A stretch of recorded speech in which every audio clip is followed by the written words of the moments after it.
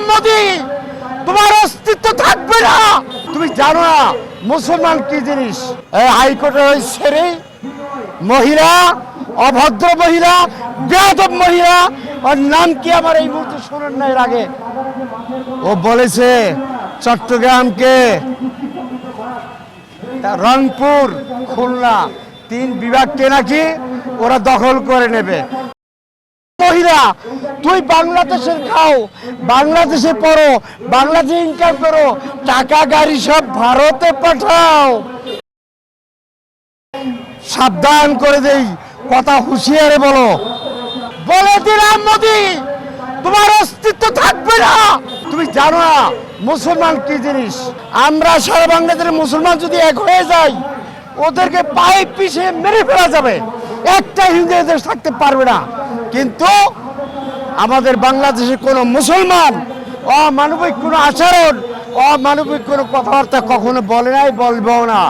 জাতির উদ্দেশ্যে কয়েকটি কথা বলতে হচ্ছে। হিন্দু ধর্মাবলম্বী ভাইদের প্রতিও আমার অনুরোধ, আমার কথাগুলো ভালো মতো শুনবেন। না শুনে অনর্থক মানুষের সাথে ঝগড়াঝাটি হয়, দেশে বিশৃঙ্খলা সৃষ্টি হয়, আপনাদের জীবনে আঘাত আসে, এমন কোনো কাজ করবেন না। আমরা মুসলমান জাতি, বাংলাদেশে 92% মানুষ মুসলমান।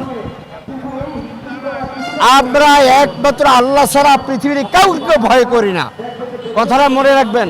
আপনাদের হুমকি ধমকি এগুলো আমাদের কাছে কিছু না, এগুলো আমাদেরকে কিছু না।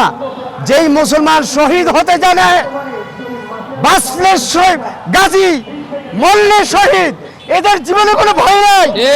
সুতরাং আমাদেরকে ভয় দেখাবেন না। সাবধান করে দেয় মোদী সরকার। মোদী, তুমি বলেছ যদি মূর্তি ভাঙ্গা হয় তুই বাংলাদেশে হস্তক্ষেপ করবা।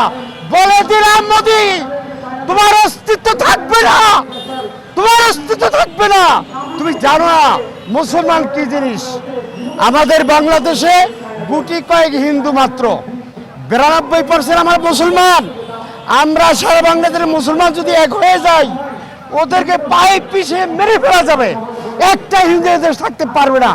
কিন্তু আমাদের বাংলাদেশে কোনো মুসলমান অমানবিক কোনো আচরণ, অমানবিক কোনো কথাবার্তা কখনো বলে নাই, বলবেও না, আমরাও বলবো না। কিন্তু সাবধান, হাইকোর্টের ওই ছেড়ে মহিলা, অভদ্র মহিলা, বেয়াদব মহিলা, ওর নাম কি আমার এই মুহূর্তে শোনেন না? এর আগে ও বলেছে চট্টগ্রামকে,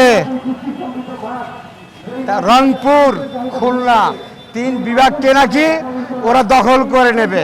ওই জানোয়ার মহিলা, তুই বাংলাদেশের খাও, বাংলাদেশে পড়ো, বাংলাদেশে ইনকাম করো, টাকা গাড়ি সব ভারতে পাঠাও। বেয়াদবের বাচ্চা, সাবধান করে দেই, কথা হুঁশিয়ারে বলো। জনাব তারেক রহমানের প্রতি আমার অনুরোধ।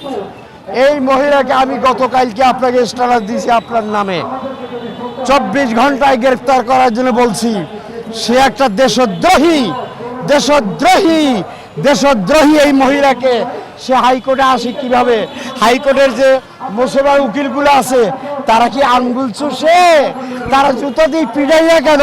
হাইকোর্টের উকিলদেরকে বলবো, ব্যারিস্টারদেরকে বলবো, জজদেরকে বলবো, এর জুতা ফিডা করে হাইকোর্ট থেকে বের করে দেওয়া হোক। আমার দেশকে আলাদা করতে চায়, আমার দেশকে প্রদেশ বানাতে চায়, কত বড় দুঃসাহস! তাকে এই বাংলায় থাকতে দেওয়া উচিত হবে না, উচিত হবে না, উচিত হবে না। আমি এর তীব্র প্রতিবাদ ও নিন্দা জানাই। আবার বলছি, জনাব তারেক রহমান, মাননীয় প্রধানমন্ত্রী, আপনি এই দেশদ্রোহী মহিলাকে, তার সাথে আরো 2টা 3টা আছে, তাদেরকে বের করে দেন, তাদেরকে গ্রেফতার আজীবন জেলে ফেলে রাখেন। কিচ্ছু হবে না। আমরা 18 কোটি মানুষ বাংলাদেশে, 36 কোটি হাত ইনশাআল্লাহ আপনার সাথে আছে, থাকবে ইনশাআল্লাহ। আমরা প্রয়োজন বোধে রক্ত দিয়ে, গায়ে রক্ত দিয়ে ইনশাআল্লাহ মুক্তিযুদ্ধ করব ভারতের বিরুদ্ধে ইনশাআল্লাহ। আমরা ইনশাআল্লাহ বিজয়ী হব। আসসালামু আলাইকুম ওয়া রাহমাতুল্লাহ।